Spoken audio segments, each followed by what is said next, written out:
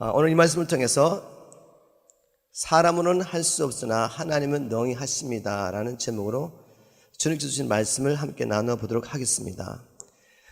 오늘 본문에는 두 가지 사건이 기록되어 있습니다. 바로 주님께서 어린아이들을 영접하시는 사건과 한 유대 지도자가 영생의 문제를 가지고 주님을 찾아온 사건입니다. 두 사건은 별개의 사건처럼 보이지만 사실 이 두 사건을 통해 우리 주님께서는 한 가지 메시지를 제자들에게 주시고 계십니다. 그 메시지는 우리가 어떻게 하나님 나라에 들어갈 수 있습니까? 우리가 어떻게 영생을 얻을 수 있습니까? 라는 질문에 대한 답변을 주시고 계신 것입니다. 여러분, 인생에 있어서 가장 중요하고 시급한 일이 무엇이겠습니까? 그것은 바로 영생을 준비하는 일입니다. 한번 죽는 것은 모든 사람에게 정한 것이고 그 후에는 심판이 있습니다. 심판 후에는 어떤 사람은 하나님 나라에 들어가게 되지만 어떤 사람은 지옥에 던져질 것입니다. 어디로 가든지 그곳에서 우리는 영혼을 보내게 됩니다. 현재 코로나 바이러스 때문에 온 세계가 두려움에 빠져 있습니다. 미국도 아주 심각한 상태입니다. 지난 월요일 3월 16일에 4,461명의 확진자가 있었는데 3일 후인 3월 19일 목요일에 10,000명이 넘어서 11,274명으로 증가했습니다. 그런데 하루 만에 또 3,000명이 증가해서 3월 20일 금요일 확진자는 14,250명에 다다랐습니다. 그런데 여러분 놀라지 마십시오. 어제 3월 1일 또 하루 만에 토요일이죠. 확진자가 12,500명이 증가해서 미국 전역의 확진자가 어제 저녁에 26,747명이나 되었습니다. 지금 현재 또 250명이 늘어서 27,004명으로 늘어났습니다. 중국과 이탈리아에 이어서 세 번째로 코로나 바이러스 확진자가 많은 나라가 되었습니다. 이 며칠 사이에 LA 지역뿐만 아니라 미국 주요 도시 여기저기에서 외출 금지령이 내렸는데 이제 그 이유를 알 것 같습니다. 자, 이런 상황 가운데서 많은 사람들이 코로나 바이러스에 대한 염려 때문에 두려워하고 있습니다. 그런데 사실은 코로나 바이러스 감염에 대한 두려움이라기보다는 죽음에 대한 두려움이겠죠. 아직 죽음에 대한 두려움을 극복하지 못한 사람들, 아직도 영생의 길을 알지 못하는 것이 아닐까요? 죽음에 대한 두려움이 있다는 것은 결국 아직 영생의 길을 알지 못한다는 증거일 것입니다. 왜냐하면 성경은 마귀에 속한 사람들의 특징 중 하나가 바로 죽는 것을 두려운 것이라고 말하고 있기 때문입니다. 그런데 히브리서 기자는 하나님의 아들이 나타나신 이유, 즉 하나님의 아들이 혈과 육을 가지고 이 땅에 오신 목적은 죽음의 공포 때문에 평생 마귀에 매여 종노라고 있는 사람들을 해방시켜 주시기 위해서였다라고 기록하고 있습니다. 우리가 어떻게 이 죽음에 대한 두려움을 극복할 수 있습니까? 우리가 어떻게 영원한 하나님 나라로 들어갈 수가 있겠습니까? 우리가 어떻게 영생을 얻을 수 있겠습니까? 이 질문에 대한 답은 바로 우리 주님 안에 있습니다. 이런 질문에 대한 답을 오늘 본문 말씀을 찾아서 함께 나눠보도록 하겠습니다. 우리가 영생에 대한 확신만 있다면 지금 많은 사람들이 코로나 바이러스 때문에 두려움 가운데 있지만 우리는 그 가운데서 평안을 누리며 이 위기를 통해서 우리 주변에 많은 사람들에게 우리와 함께하고 있는 우리 하나님의 실체를 증거할 수 있는 좋은 길을 가질 수 있다고 믿습니다. 자, 오늘 본문 말씀으로 들어가서 우리가 어떻게 하나님 나라에 들어갈 수 있습니까? 어떻게 우리가 영생을 얻을 수 있습니까? 두 가지 사건을 통해 주시는 메시지를 함께 나눠보도록 하겠습니다. 첫 번째, 어린아이를 영접하는 사건을 통해 주님께서 하나님 나라에 들어가는 것과 관련해서 무엇이라고 말씀하셨습니까? 누가복음 18장 17절 말씀을 현대의 성경으로 한번 제가 읽어보겠습니다. 내가 분명히 말해둔다. 누구든지 하나님의 나라를 어린아이와 같이 받아들이지 않는 사람은 그 나라에 절대로 들어가지 못할 것이다. 다시 말해서 천국에 들어가려면 주님의 말씀을 어린아이처럼 받아들여야 한다는 말씀입니다. 주님의 말씀을 내가 가지고 있는 지식과 경험에 빗대어 보면서 이해가 되지 않는다, 내가 경험하지 못했다 라고 생각하면서 말도 안 돼 라고 버리게 되면 결코 하나님 나라에 들어가지 못할 것이라는 말씀입니다. 그러면 주님은 지금 계속해서 누가 하나님 나라에 들어갈 수 있다고 말씀하셨습니까? 주님은 우리가 어떻게 하나님 나라에 들어갈 수 있다고 이제까지 선포하고 계셨습니까? 좁은 문으로 들어가기를 힘쓰라고 하셨죠. 누가복음 13장, 제가 23절 24절 말씀을 개역성경을 한번 읽어보겠습니다. 혹이 여짜오되 주여 구원을 얻을 자가 적으니까 저에게 이르시되 좁은 문으로 들어가기를 힘쓰라. 내가 네게 이르노니 들어가기를 구하여도 못하는 자가 많으리라 라고 말씀하시며, 하나님 나라에 들어가려면 좁은 문으로 들어가기를 힘쓰라고 주님 말씀하셨죠. 그러면 구체적으로 좁은 문으로 들어가기를 힘쓰는 삶은 어떤 삶입니까? 14장을 가보면 우리 주님께서 자기를 따르는 많은 무리들에게 주님을 쫓아오기 위해서 어떻게 해야 된다는 것을 가르쳐 주셨습니다. 누가복음 14장 25절부터 제가 한번 개역 성경으로 읽어보겠습니다. 누가복음 14장 25절. 허다한 무리가 함께 갈새 예수께서 돌이키사 이르시되 물은 내게 오는 자가 자기 부모와 처자와 형제와 자매와 및 자기 목숨까지 묘하지 아니하면 능히 나의 제자가 되지 못하고, 누구든지 자기 십자가를 지고 나를 좇지 않는 자도 능히 나의 제자가 되지 못하리라. 좁은 문으로 들어가기를 힘쓰는 삶이라는 것은 다른 것이 아니라 바로 자기를 부인하고 십자가를 지고 주님을 쫓아가는 삶입니다. 그것은 주님보다 어떤 것도 우리의 삶 가운데 사랑하는 것이 있으면 안 된다는 것입니다. 주님께서 부모나 처자나 형제나 자매나 및 자기 목숨까지도 미워하지 않는다면 너희들은 능히 나를 따라오는 제자가 되지 못할 것이라고 하십니다. 또 33절에는 뭐라고 말씀하셨습니까? 이와 같이 너희 중에 누구든지 자기의 모든 소유를 버리지 아니하면 능히 내 제자가 되지 못하리라. 재물까지도 기꺼이 내려놓지 못하면 주님을 쫓아갈 수 없다고 하셨습니다. 즉 좁은 문으로 들어가기 힘쓰기 위해서는 우리가 자기를 부인하고 날마다 십자가를 지고 주님보다 사랑하는 어떠한 것도 우리 삶과 두지 않고 주님만을 사랑하며 주님을 따라가야 하는 것입니다. 또 우리 주님께서는 하나님 나라에 들어가기 위해서 반드시 회개해야 된다라는 이 메시지를 지난주 우리가 살펴봤던 부자와 나설의 이야기를 통해서 우리에게 주셨습니다. 이 부자는 바로 유대인이었죠. 그리고 바리새인이었습니다. 그는 유대인이었기 때문에 열방 가운데 택함을 받은 하나님의 백성이라는 선민 사상이 있죠.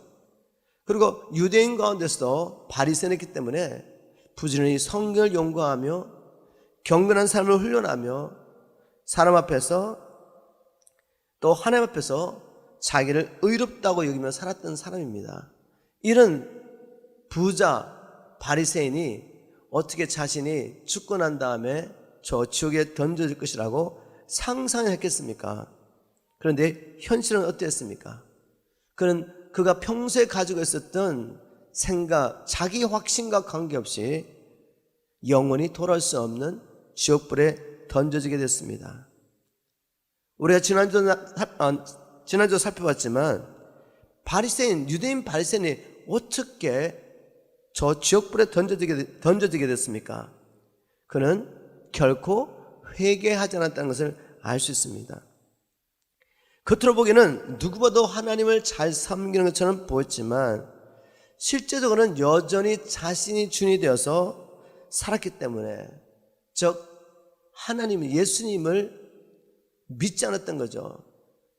하나님을 주인으로 섬기지 않고 자기가 주인이 되어 살았기 때문에 결코 회개하지 않았던 이 바리새는 영원히 돌아올 수 없는 길을 갔던 것입니다. 즉 회개하지 않으면 아무도 하나님 나라에 들어갈 수가 없다. 내가 주인된 삶을 내려놓고 나를 창조하신 예수님, 하나님을 주인으로 섬기지 않는다면 아무도 하나님 나라에 들어갈 수 없다는 말씀이었습니다. 주님께서 이런 메시지를 계속 해왔던 것입니다. 그리고 오늘 이 본문 어린아이를 영접한 사건을 통해서 너희가 어린아이와 같이 하나님 나라를 받아들이지 않으면 결단코 하나님 나라에 들어가지 못하라고 말씀하셨는데 왜 이런 말씀하셨겠습니까? 왜냐하면 그때도 그랬고 지금도 이 하나님의 말씀을 통해 생명의 길을 알려줄 때 교회 안에 다니는 많은 사람들까지 이렇게 반문합니다. 주님, 그렇게 사는 사람이 누가 있습니까? 그리고 성경은 우리가 행위로 구원받는 것이 아니라 오직 믿음으로 구원을 받으며 믿음으로 영생을 얻다고 말하지 않았습니까? 그런데 왜 예수님은 우리가 조문으로 들어가기 힘써 하나님 나라 들어갈 수 있다고 말씀하시고 자기를 부인하고 날마다 십자가를 지고 주님을 쫓아가지 않으면 아무도 하나님 나라에 들어갈 수 없다고 말씀하십니까? 왜 나의 주인된 삶을 내려놓고 주님께 돌아가는 이 회개가 없다면 하나님 나라에 들어갈 수 없다고 말씀하십니까? 여러분, 우리가 주님과 논쟁을 해서가 되겠습니까? 바로 이런 자기 생각을 버리지 못하기 때문에 내가 보고 있는 성경 말씀을 통해 내가 가지고 있는 논리와 교리를 통해서 하나님의 말씀을 받아들일 것인지 말 것인지 내가 결정하기 때문에 이렇게 자기 입맛에 맞는 말씀만을 받아들이는 사람들은 결코 하나님 나라에 들어갈 수 없다고 말합니다.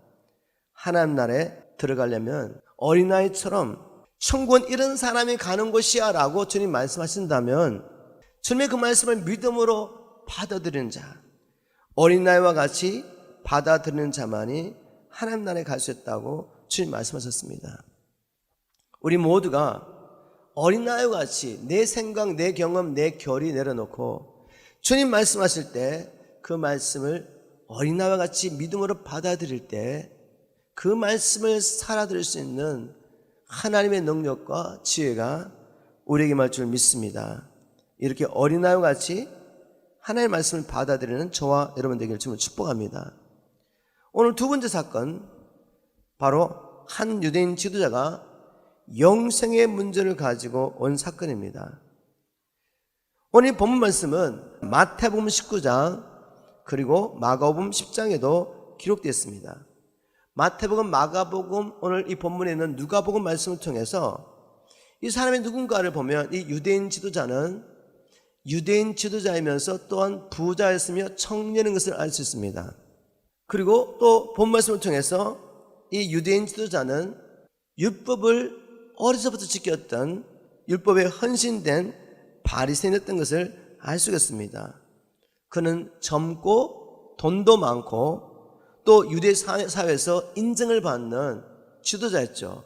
그리고 종교적으로도 하나님의 말씀을 온전히 철저히 지키며 스스로 어렵다고 여겼던 그런 바리새인이었습니다. 한마디로 유대 사회에서 아무것도 부족함이 없는 바로 그런 사람이었죠. 모든 사람의 부름의 대상이 됐던 사람입니다. 이 사람에게 뭐가 부족했겠습니까? 그런데 이 부자 청년 유대인 지도자 바리새인은 자기의 심령 깊은 곳에서 영생에 대한 갈망이 있었던 것입니다. 그래서 주님께 나와서 주님, 내가 무엇을 하여야 영생을 얻으리까? 라고 안타깝게 부르셨던 것입니다. 여러분, 유대인입니다. 그리고 바리새인으로서 열심히 성경을 부지런히 연구하고 그 말씀대로 지키기 위해서 안식일을 지키고 모든 것에 11조를 드리고 있고 시간을 정해놓고 매일 3번 기도하고 있죠. 또 일주일에 2번씩 금식하고 있죠. 구제하고 있죠. 그들이 가지고 있던 개념 가운데서는 이 사람은 온전히 의로운 사람입니다. 의로운 사람이라면, 죄가 없는 사람이라면, 하나님 앞에 의롭다움을 받은 사람이라면 당연히 영생을 가지고 있었던 것이죠. 그런데 그의 생각과는 달리 그의 영 안에서는 영생에 대한 갈급함이 있었던 것입니다. 우리 주님께서는 한 가지 질문을 던지면서 이 바리새인, 영생의 문제를 해결하기 위해서 주님을 찾아왔던 이 부자 청년의 영적인 실제를 보여주셨습니다. 어떤 질문하셨죠? 내가 계명을 알지 않니? 주님께서 계명을 알지 않니? 질문하시면서 10계명 중에서 이웃과의 관계에서 지켜야 할 계명만을 언급하십니다. 10계명은 크게 두 부분으로 나눠져 있습니다. 1계명부터 4계명까지는 하나님과의 관계 속에서 지켜야 할 계명이죠. 나 외에 다른 신을 두지 말라. 너희를 위해 우상을 만들지 마라. 여호와 이름을 망령되이 일컫지 말아라. 안식일을 거룩하게 지키라. 이 계명들은 모두 사람이 하나님과의 관계 속에서 지켜야 할 계명입니다. 그런데 우리 주님께서 이 하나님과의 관계에서 지켜야 할 계명을 언급하지 않고 5계명에서 10계명까지 나오는 이웃과의 관계에서 지켜야 할 계명을 언급하십니다. 너 간음하지 말라는 말 못 들었니? 살인하지 말라, 도둑질하지 말라, 거짓 증거하지 말라, 내 부모를 공경하는 계명 들어보지 못했냐고 이렇게 말씀하십니다. 그럼 왜 주님께서 이웃과의 관계된 계명만을 말씀하셨을까요? 왜냐하면 이웃과의 관계 속에서 하나님의 계명을 지킬 수 있는 사람은 하나님과의 관계에서 계명을 지킬 수 있습니다. 나중에 우리 주님께서 율법의 모든 계명을 두 가지 계명을 요약하셨죠. 첫째는 마음과 뜻과 정성을 다하여 하나님을 사랑하는 것이며, 둘째는 이와 같이 내 이웃을 사랑하는 것이다. 즉 모든 계명을 두 가지 계명으로 요약했습니다. 물론 10계명도 두 가지 계명으로 요약되었죠. 하나님 사랑, 이웃 사랑. 우리 주님께서 하나님과 관계된 계명을 언급하지 않고 이웃과 관계된 계명만을 언급하신 것은 누구든지 이웃을 자기 몸처럼 사랑할 수 있는 사람은 하나님을 사랑할 수 있는 것입니다. 다시 말하면 정말 진정으로 하나님을 사랑하는 자는 이웃 사랑함으로 그 사랑을 표현하게 된다는 것입니다. 부자는 주님의 이 말씀을 듣고 이렇게 답변합니다. 주님, 이 모든 것을 어려서부터 내가 다 지켰습니다. 다 지켰으면 영생에 대한 확신이 있어야죠. 확신이 없어서 주님께 온 게 아니겠습니까? 자신이 지금 어떠한 영적 상태인 것을 알지 못했던 것이죠. 오늘날 교회에 다니는 많은 사람들이 왜곡된 구원 교리를 믿고 머리로는 구원을 받았는데 심령으로는 평안이 없습니다. 여전히 하나님과 원수가 됐다는 것을 알고 있죠. 영으로는 여전히 죄를 회개하지 않고 자기 주인된 삶을 버리지 않았기 때문에 하나님의 진노가 자기 머리 위에 임했다는 걸 알고 있습니다. 그러나 머리로는 세뇌교육이 되어가지고 내가 어떻게 살든지 관계없이 예수를 믿기만 하면 천국, 이렇게 세뇌가 되어서 머리로는 구원을 받았는데 심령으로는 영생에 대한 확신이 없습니다. 그리고 지금과 같이 팬데믹 상황이 되면, 즉 전 세계가 전염병으로 두려움 가운데 빠지면 그 가운데 같이 빠져들어가서 두려워하고 염려 가운데 빠지게 되죠. 정말 이런 상황 가운데서 환경을 통해 말씀하시는 우리 주님의 음성을 듣고 우리 안에 진정 영생이 있는지 확인하는 일이 있기를 주님으로 축복합니다. 우리는 우리의 영적 실체를 알 수가 없습니다. 오직 주님만이 우리의 영적인 실체를 보여주실 수가 있습니다. 주님은 한 가지 질문을 던지면서 이 부자 청년이 어떠한 영적인 실체가 왔는지를 보여주셨습니다. 너 정말 모든 계명을 지켰니? 그러면 네가 가지고 있는 모든 재물을 팔아서 가난한 자에게 나눠주고 너는 나를 쫓아오너라. 바로 이 도전 앞에서 이 부자 청년은 자기의 영적인 실체를 깨닫게 됩니다. 만일 이 부자 청년이 모든 율법을 지키고 있었다면 하나님을 사랑하고 이웃을 사랑하고 있어야 되지 않겠습니까? 자기를 부인하고 자기 사랑을 내려놓고 하나님을 사랑하고 이웃을 사랑하고 있어야 되는데 그는 그렇게 하지 못하고 있었습니다. 그럼에도 불구하고 그는 모든 율법을 지키고 있다고 착각한 것이죠. 성경 뭐라고 기록하고 있습니까? 이 부자 청년은 돈이 많은 거로 주님의 이 도전의 말씀을 듣고 근심하며 돌아가게 됩니다. 즉 자기 사랑과 하나님과 이웃 사랑 중에 자기 사랑을 선택한 것입니다. 돈을 섬길 것이냐 하나님을 섬길 것이냐 하는 선택 가운데 돈을 선택한 것입니다. 여러분, 저와 여러분은 하나님께서 우리의 영적인 실체를 드러내 주시는 사건을 허락하실 때 무엇을 선택하십니까? 하나님이십니까? 아니면 나 자신입니까? 하나님을 의지하십니까? 아니면 다른 수단들을 의지하십니까? 우리는 도대체 무엇을 의지하며 무엇을 믿고 살고 있습니까? 누가 우리의 삶의 주인입니까? 하나님께서 팬데믹이라는 세계적인 전염병을 통해 지금 우리에게 말씀하십니다. 너 나 만날 준비됐느냐? 네 안에 정말 영생이 있느냐? 네가 정말 예수를 그리스도 하나님의 아들로 믿고 있느냐? 너는 지금 누구를 위해 살고 있느냐? 너는 지금 누구를 섬기느냐? 주님 우리에게 말씀하십니다. 선택하라고. 바른 선택하게 되기를 주님으로 축복합니다.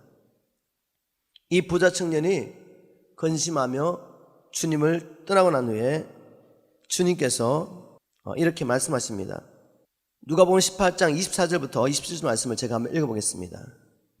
제자들이 하신 말씀이죠. 부자 청년이 이미 떠나고 난 다음에 예수께서 저를 보시고 가라사대 재산이 있는 자는 하나님 나라에 들어가기가 어떻게 어려운지 약대가 바늘기로 들어가는 것이 부자가 하나님의 나라에 들어가는 것보다 쉬운 일을 하신대. 듣는 자들이 가로되 그런즉 누가 구원을 얻을 수 있나이까?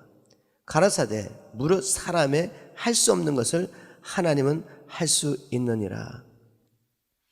여러분, 이 말씀 가운데 오늘 제가 정말 드리고 싶은 메시지가 있습니다. 저는 성경 말씀을 열어서 우리 주님께서 보여주신 이 생명의 길을 계속 선포하고 있습니다. 그런데 이 말씀을 성령의 감동을 통해 받지 않으면 부담감은 계속 생기는 것입니다. 우리가 어떻게 그렇게 살 수가 있어? 우리가 어떻게 회개의 열매를 맺으면서 살 수가 있어? 우리가 어떻게 자기를 부인하고 십자가를 지고 주님을 쫓아갈 수가 있어? 우리가 어떻게 모든 걸 버리고 주님을 쫓아갈 수가 있어? 너무 힘들어, 어려워. 그리고 여러분, 부자 청년처럼 떠나가시겠습니까? 아니면 주님의 말씀이 생명이고 나는 이 생명의 길을 가야지 되기 때문에 주님, 그러면 내가 어떻게 할 수 있습니까? 주님의 방법을 구하고 찾고 두드리고 발견하셔야죠. 성경에는 그 생명길, 주님이 말씀하신 좁은 길을 갔던 성도들 삶에 기록되어 있지 않습니까? 히브리서 11장에 그 많은 믿음의 선진들이 아름다운 믿음의 이야기가 기록되어 있지 않습니까? 지금도 세상에는 주님 안에 있으면서 복음을 위해서 그리스도를 위해서 기꺼이 생명을 내어놓으며 자기의 죽음을 통해 많은 영혼을 살리고 있는 믿음의 사람들, 참 예수 그리스도의 제자가 있습니다. 그분 어떻게 이런 삶을 살아갈 수 있었습니까? 주님의 말씀을 따라갔더니 할 수 있는 길을 발견한 것이죠. 주님 말씀하십니다. 네가 정말 내가 보여준 이 생명의 길을 가려고 믿음으로 갔다면 나는 할 수 없습니다라고 고백했을 것입니다. 우리는 할 수 없습니다. 사람은 할 수 없다고 주님도 말씀하시지 않습니까? 그런데 왜 그 부분만을 들으시고 그러나 하나님은 능히 할 수 있다는 말씀은 받아들이지 않나 이 말이죠. 우리 주님께서 우리가 할 수 없는 일을 잔뜩 우리 통해 지어놓고 못하고 실패한 걸 바라보면서 정죄하며 우리를 징계하시고 마지막에 심판하실 그런 하나님이십니까? 우리 하나님은 사랑이십니다. 이렇게 살지 않으면 생명도 평안도 없기 때문에, 이렇게 살지 않으면 하나님 나라에 들어올 수 없기 때문에 주님께서 이렇게 살라고 말씀하신 것입니다. 이렇게 살라고 말씀하시는 그 하나님은 또 우리에게 그렇게 살 수 있는 길을 보여주셨습니다. 이제 하나님은 능히 할 수 있다 라고 하신 하나님 말씀을 따라 주님, 나는 할 수 없는데 그럼 하나님 어떻게 하셨습니까? 라고 질문해 보는 것입니다. 이제 누가 보면 전체 문맥을 보면 주님께서 좁은 문으로 들어가기를 힘써라, 자기를 부인하고 십자가를 지고 나를 쫓아오느라, 이런 말씀을 어떤 상황 가운데 하셨는지 보셔야 합니다. 누가복음 9장 51절에 이렇게 기록하고 있습니다. 누가복음 9장 51절입니다. 예수께서 성천하실 기약이 차감해 예루살렘을 향하여 올라가기로 굳게 결심하시고 그때부터 예루살렘을 향하여 가시면서 지금 이런 모든 사건을 경험하시고 이 사건 가운데 제자들에게 생명의 길, 영생의 길, 하나님 나라에 가는 길을 계속 말씀하고 계셨던 것입니다. 그러면 예수님은 무엇을 위해서 예루살렘으로 올라가고 계셨습니까?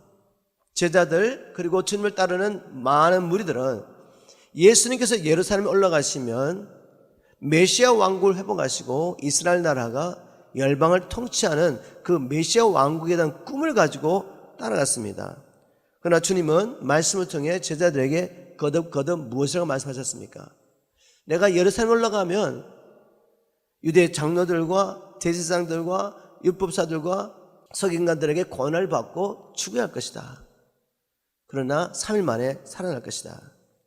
우리 주님은 왜 예루살렘을 향해 가고 계십니까? 바로 주님의 말씀대로 성경에 기록된 예언자를 통해 하나님께서 말씀하셨던 메시아라서 저와 여러분들을 위해서 죽기 위해서 우리를 대신하여 화목제물 되시기 위해서 예루살렘을 향해 가고 계셨던 것입니다. 바로 이런 사건이 없다면 어떻게 우리가 진정으로 회개할 수가 있겠습니까? 즉 모든 것을 버리고 주님을 섬기기 위해서 주님께로 갈 수가 있겠습니까? 만일 우리 주님께서 우리를 대신하여 죗값을 지불하시고 죽으시고 부활하시고 성천하신 사건이 없다면 우리가 무슨 힘으로 날마다 십자가를 지고 주님을 쫓아갈 수가 있겠습니까? 우리 주님께서 우리를 대신하여 죗값을 지불하지 않으시면 우리는 지금도 죄와 사단의 권세를 했습니다. 죄와 사단의 권세는 우리의 육신의 힘과 노력은 절대로 극복할 수 없는 강력한 권세입니다. 아무도 스스로의 힘으로는 이 권세를 이길 수가 없습니다. 그러나 우리 주님은 하실 수가 있습니다. 우리가 우리의 죗값을 지불한다면 더 이상 죄와 사단은 우리의 삶 가운데 왕론할 수가 없습니다. 무엇보다도 우리 주님께서 죽으시고 부활하시는 이 사건을 통해 마귀와 사단의 종되었던 우리는 죽게 되고 주님과 함께 부활하는 사건을 통해 우리는 새 생명을 얻은 새로운 피조물로 거듭나게 되죠. 그리고 우리 주님께서 성천하시고 성령을 우리에게 보내시는 이 사건을 통해 성령께서 우리와 함께 하심으로 이제 우리가 이 성령의 권능으로 죄를 이기며 사단을 이기며 날마다 십자가를 지고 주님을 쫓아갈 수 있는 일이 이루어진 것입니다. 바로 우리 주님께서는 예루살렘에 올라가서 이루실 이 구원을 바라보시면서 좁음으로 들어가기를 힘쓰라고 말씀하십니다. 내가 이 가는 이 길을 너희도 갈 수 있도록 너 자신을 부인하고 날마다 십자가를 지고 주님을 쫓아오라고 말씀하십니다. 생명 얻는 회개하라고 말씀하시죠. 여러분 그렇습니다. 우리 스스로 힘으로는 아무도 진정한 회개할 수 없습니다. 하나님께 돌아가서 하나님을 섬길 수가 없습니다. 우리 스스로 힘으로는 자신을 부인하고 날마다 다른 영혼을 살리기 위해서 십자가를 지는 삶을 살 수가 없습니다. 그러나 하나님은 하셨습니다. 우리가 죄인 되었을 때 자기 아들을 주심으로 우리를 향하신 주님의 사랑의 어떠함을 확정해 주신 것입니다. 그리고 우리가 주님의 자녀라는 증거로서 표로서 성령을 우리에게 보내주시며 성령님을 통해서 아버지의 말씀에 순종할 수 있는 능력을 주셨습니다. 말씀을 통해 살펴보면 바로 그리스도 예수 안에는 이 죄사함의 은총을 경험한 사람들, 십자가를 통해 나타난 하나님의 이 완전한 신사랑을 경험한 사람들은 기꺼이 자기의 생명을 내어놓고 자기보다 하나님을 더 사랑하며 이웃을 사랑하며 십자가를 지고 주님을 쫓아갔던 것을 알 수가 있습니다. 누가복음 7장에 한 여인의 이야기가 기록되어 있습니다. 동네에서 소문난 죄인이었습니다. 그런데 이 여인은 어느 순간에 그리스도 예수 안에 있는 이 죄의 용서를 발견하게 되고 이것을 믿음으로 말미암아 이제까지 이 죄책감에 눌려서 마귀의 종으로 살았던 이 여인이 하나님 주시는 자유함과 기쁨을 경험하게 됩니다. 주님의 큰 사랑을 깨닫고 주님 찾아와서 눈물로 주님의 발을 적시고 자기의 머리카락으로 예수님의 발을 닦으며 그 입에 입 맞추며 귀한 향료를 부어드렸습니다. 주님께서 이 사건을 통해서 우리에게 가르쳐준 게 무엇입니까? 제 삶을 많이 받는 사람은 나를 많이 사랑한다는 말씀을 주셨죠. 이 여인이 이렇게 나를 사랑할 수 있는 것은 자기의 가장 귀한 것을 부어주기까지 나를 진심으로 사랑할 수 있는 것은 그가 많이 용서받았기 때문이다. 우리 중에 누가 이 여인보다 우리는 죄 용서 많이 받지 않았습니다 라고 말할 수 있는 사람이 있겠습니까? 우리는 모두 죄인입니다. 우리가 정말 영원히 죽을 수밖에 없는 이 죄인이 이 죄값을 지불하지 못하면 이 세상에서도 평생 마귀에 끌려다니며 고통당해야 되고 육체를 벗고 난 다음에도 영원히 하나님 나라에 가지 못하고 형벌받는 저곳에 떨어질 수밖에 없다는 것을 안다면, 그런데 이 죄가 예수의 십자가를 통해서 사함을 받았다는 것을 깨닫는다면 이 여인처럼 가장 귀한 것을 주님 앞에 부어드리며 사랑을 고백할 수 있지 않겠습니까? 누가복음 19장에 또 누구의 이야기가 나옵니까? 삭개오. 그 동네에서 소문난 죄인 중 죄인, 바로 세리장 삭개오에 대한 이야기가 나옵니다. 이 삭개오도 주님을 만나서 죄 용서를 받고 난 다음에 어떻게 삶이 바뀌었습니까? 그가 이제까지 하나님처럼 섬기던 재물을 내어놓습니다. 주님, 제가 누구에게 불의하게 빼앗은 것이 있다면 4배를 갚아주겠습니다. 주님, 제가 제 재산의 절반을 팔아 가난한 자에게 나눠주겠습니다. 어떻게 이 삭개오가 이렇게 삶이 바뀌었습니까? 자기를 위해서 돈을 우상처럼 섬기던 삭개오가 왜 바뀌었습니까? 예수 그리스도 안에서 죄 용서받는 길을 발견한 것입니다. 우리가 용서받기 위해서 우리 주님께서 생명을 쏟으신 것을 깨닫게 된다면 우리도 마땅히 이렇게 살게 되지 않겠습니까? 회개하는 것, 자기를 부인하고 십자가를 쫓아가는 것, 자기를 사랑하고 있는 동안은 절대로 할 수가 없습니다. 주님의 사랑을 깨닫지 못하면 절대로 할 수 없는 일이죠. 사람으로는 할 수가 없습니다. 그러나 주님이 정말 그 일을 행하셨다면, 주님께서 저와 여러분을 위해서 기꺼이 자기의 생명을 내어주는 것을 믿는다면, 우리가 주님 앞에 죄인이었고 원수였을 때 우리를 사랑하셔서 그 큰 사랑과 은혜로 우리에게 다가와서 우리를 구원하셨다는 것을 믿는다면 우리도 주님 가신 길을 갈 수가 있는 것입니다. 이것은 자발적인 것이고 기쁨으로 가는 길입니다. 사도 요한은 바로 이 원리를 깨닫고 이렇게 선포했습니다. 요한일서 4장 10절 11절 말씀입니다. 요한일서 4장 10절 11절 제가 쉬운말 성경으로 한번 읽어보도록 하겠습니다. 사랑이 바로 여기 있으니 곧 우리가 하나님을 사랑한 것이 아니라 하나님께서 먼저 우리를 사랑하셔서 우리의 죄를 용서해 주시기 위해 자기 아들을 화목제물로 삼아 이 세상에 보내주신 것입니다. 사랑하는 형제여, 하나님께서 이토록 우리를 사랑하셨으니 우리 또한 서로 사랑해야 마땅합니다. 원리를 아시겠습니까? 우리가 어떻게 우리의 생명을 내어놓으면서 형제를 사랑할 수 있습니까? 그 사랑은 우리에게 없다고 말합니다. 그 사랑은 하나님께 있습니다. 하나님 먼저 그 사랑을 우리에게 보여주셨기 때문에, 그 사랑으로 우리에게 다가오셨기 때문에 이제는 우리도 이 사랑으로 날마다 십자가를 지고 자기를 부인하고 형제로 해서 생명을 내어놓는 삶을 살 수 있는 것입니다. 적용 부분으로서 제가 그러면 우리가 어떻게 이 사랑을 실제로 경험할 수 있습니까? 라는 질문에 대한 답변을 나누면서 말씀을 마무리하고 싶습니다. 우리가 어떻게 이 사랑을 이제 경험할 수 있습니까? 우리 수없이 복음을 들었습니다.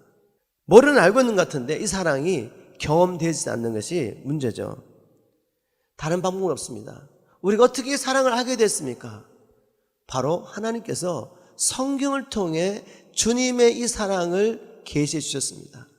누군가는 이 말씀을 통해 하나님의 사랑을 깨닫게 됐고, 그리고 이 사랑을 증거하게 됐습니다.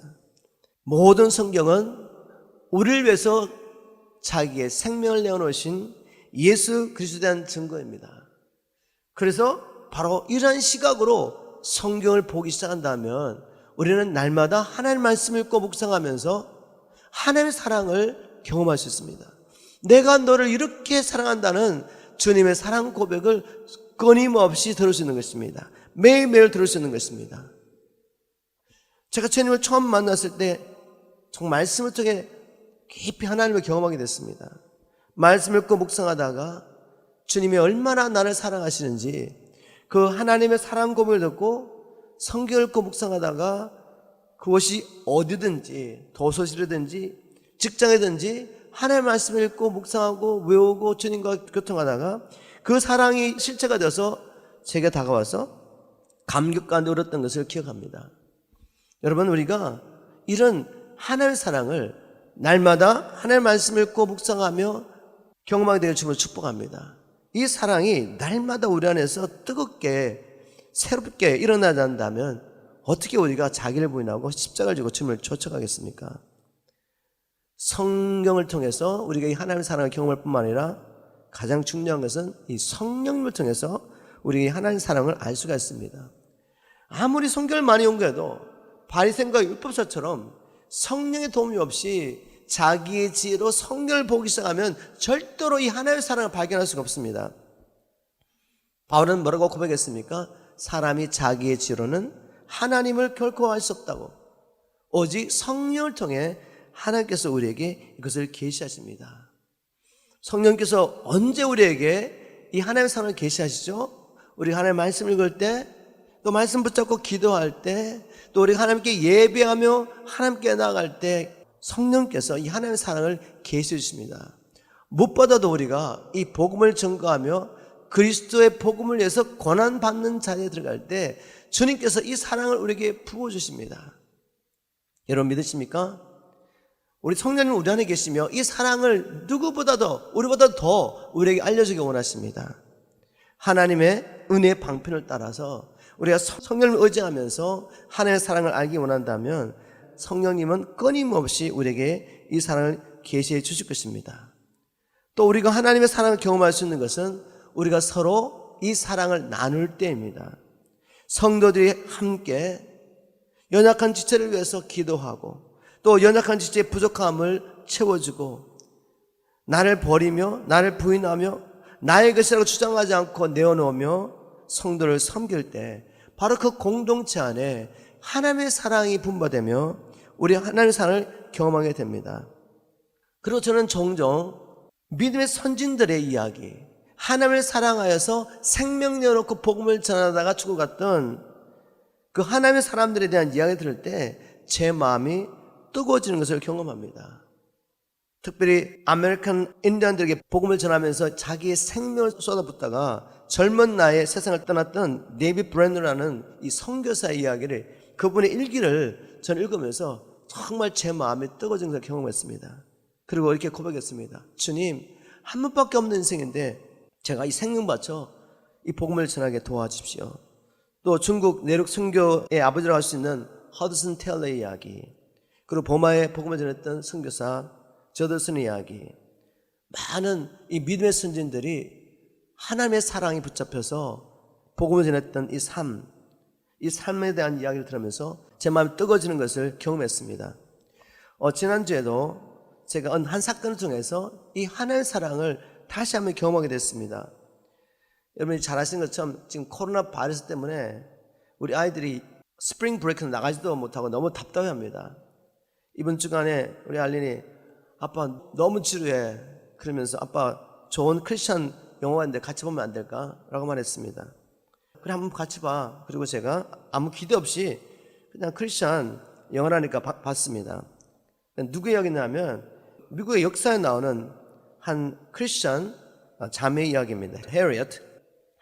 헤리엇은 영화였는데 제가 이 영화를 보면서 정말 오랜만에 영화를 보다가 감격하여 조용히 눈물을 흘렸습니다. 옆에 가족이 있으니까 막 소리내 울지 못했지만 정말 제 안에서 깊은 눈물이 있었습니다. 배경은 이 남북 전쟁 이전에 흑인들이 백인들의 노래 살면서 온갖 학대와 고통 가운데 어뷰즈를 당하면서 죽어가는 이야기였습니다. 그 가운데 미티라는 한 여자 노예가 있었는데 나면서부터 노예였죠, 그죠? 바로 이 노예는 오직 자유를 얻기 위해서 이제 생명을 건 탈출을 시도하게 됩니다. 결국 주인에게 쫓겨가지고 막다른 골목에 딱 서게 되는데 바로 그때 주인이 회유합니다. 돌아오라고. 그런데 이 노예는 이렇게 선포합니다. 자유가 아니면 죽음이라고 선포하면서 이 물살이 굉장히 강하게 흐르고 있는 다리 밑에 강물로 뛰어내리게 되죠. 미트는 그 외에도 몇 번의 죽음의 이 고비를 넘기면서 그러나 그때마다 주님의 음성을 들으면서 하나님의 인도를 따라 무사히 탈출에 성공하게 됩니다. 그리고 미트는 마침내 자기가 그렇게 가지고 싶었던 자유를 누리게 됩니다. 그런데 미트는 이 자유를 혼자서 누릴 수가 없었습니다. 왜냐하면 자기 가족들은 여전히 노예로 고통 가운데 살고 있는 걸 알았기 때문에 자기 동료에게 자기 가족들을 구원하러 가고 싶다고 말하죠. 자기 가족들을 데리고 싶다. 그랬더니 동료가 이렇게 말합니다. 그건 있을 수가 없어. 너는 할 수가 없어. 이런저런 이유에서 여자의 몸으로 네가 거기 가서 너의 가족들을 구출한다는 것은 있을 수 없는 얘기야. 이렇게 반대합니다. 그러나 미트는 이렇게 말하죠. 내가 하나님과 함께 노예 생활에서 죽음의 구렁텅이에서 빠져나왔는데 내게 할 수 없다는 말은 하지 마라.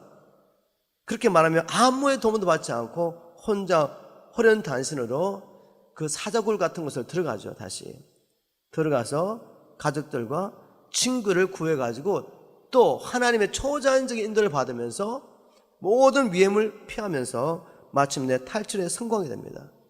그 동료들은 너무나 놀라게 됐죠. 그 당시에도 바로 노예 구출을 위해서 어떤 소사이티가 있었습니다. 바로 그 일원이 되면서 이제 본격적으로 노예들을 구출하는 일을 하게 되는데, 그런데 어떤 사건으로 말미암아 이제 더 이상 갈 수 없는 그런 상황이 되었고 그들이 카나다까지 쫓겨나서 카나다에 본부를 두고 이제 너무 멀어서 갈 수가 없는 상황이었어요. 600만 원 넘는 길을 가서 구해야 되는데 불가능한 일이었어요. 그래서 그 소사이어티가 뭐였어? 어떻게 할 거냐? 결국은 전쟁밖에 없다. 우리가 전쟁을 통해서 노예를 해방해야 된다. 그런데 미트가 이렇게 말하죠. 나는 전쟁이 날 때까지 기다릴 수가 없다. 지금도 내 가족들은 그 고역 가운데서 학대를 당하며 고통 가운데 죽어왔는데 내가 언제 전쟁이 나서 해방될 때까지 기다릴 수 있냐고. 그러면서 연설을 하게 되죠. 이렇게 말합니다. 당신들은 흑인들이지만 프리맨으로 자유인으로 태어났고 당신은 백인이고 한 번도 내가 당했던 이 노예들이 당하는 고통과 학대에 대해서 알지 못한다. 그러면서 하는 말이 뭐죠? 나는 내 혈관 속에 피 한 방울이 다 쏟아질 때까지 이 노예 해방을 위해서 나는 가겠다고 선포합니다. 그래서 그 소사이어티가 감동을 받고 계속 흑인들의 해방을 위해서 일하게 되죠. 저는 이 이야기를 듣고 있는 동안에 옆에 있던 우리 가족들에게 이렇게 말했습니다. 이것이 복음이다. 이것이 복음이다. 누구든지 마귀의 노예가 되어 살면서 고통당하는 것이 무엇인 줄 알고 하나님의 사랑으로 자유를 경험한 사람은 혼자서 이 자유를 누릴 수 없다는 것입니다.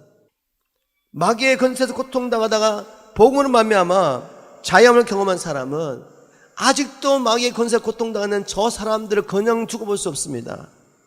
헤롯처럼 갈 수밖에 없는 것입니다. 주님께서 이 헤롯이라는 사람의 삶을 통해서 저를 도전하였고 오늘 제가 이 말씀을 나누면서 여러분에게 그리고 제게 또 다시 도전을 합니다. 우리는 정말 마귀의 권세에서 고통당하는 그때를 기억하고 있습니까? 우리 스스로는 결코 이 권세에서 벗어날 수 없었고 평생 마귀의 종로하다가 영원히 지옥불에 던질 수밖에 없는 우리를 주님께서 자기의 생명을 내어놓으시며 구원하신 이 사건을 믿으시냐 말입니다. 이 은혜와 이 사랑이 우리에게 실체가 되었습니까? 그렇다면 나의 생명을 바쳐서 나를 부인하고 내 생명을 내어놓고 다른 영혼을 살리기 위해서 주님과 같이 그 길을 가는 것은 당연한 일입니다. 헤롯에게 일어났고 모든 믿음의 선진들에게 일어났고 우리에게도 반드시 일어날 사건인 것을 믿습니다. 오늘 이 시간에 성령님께서 다시 한번 새롭게 우리를 구원하신 주님의 큰 사랑을 부어주시기를 기도합니다. 사랑 안에는 두려움이 없습니다. 온전한 사랑은 모든 두려움을 내어쫓습니다. 그래서 우리도 주님처럼 지금도 마귀에 붙잡혀서 고통당하고 있는 형제를 살리기 위해서 기꺼이 십자가를 질 수 있습니다.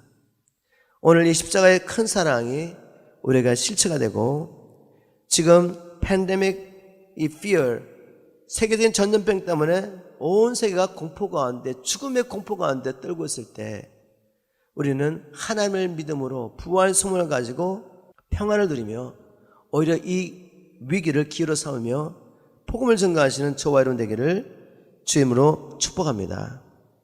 주님을 너무 사랑해서 모든 것을 주님 앞에 내려놓고 향료를 부으며 주님께 사랑의 고백했던 그 자매, 믿음의 자매를 생각하며 함께 찬양을 드렸으면 좋겠습니다.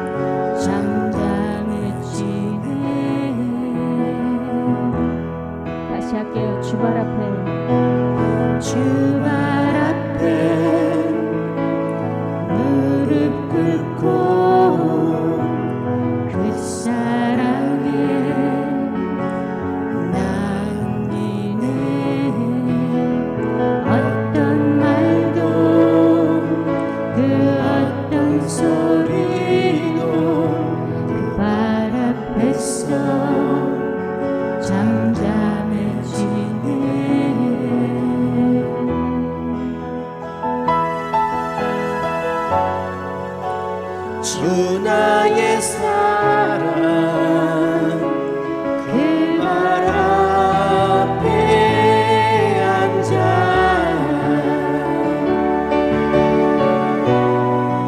내 모든 기도는 사랑의 노래가 되네.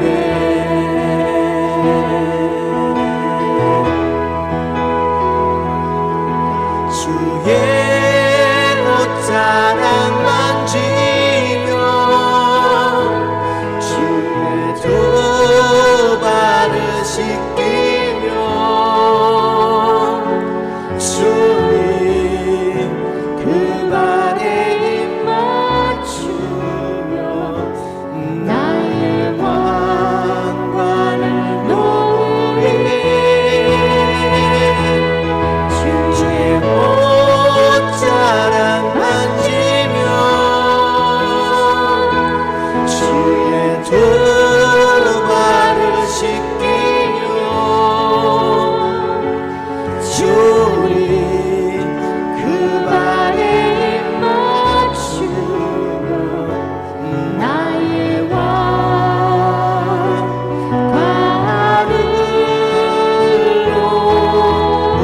놓으리. 다시 한번 고백합니다. 주발 앞에 무릎 꿇고 그 사랑에 남기네. 어떤 말도 그 어떤 소리도 그 발 앞에서 잠잠해지네.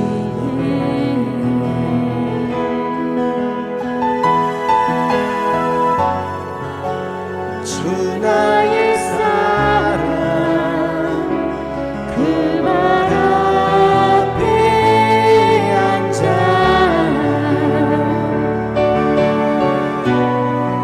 내 모든 기도는 사랑의 노래가 되네.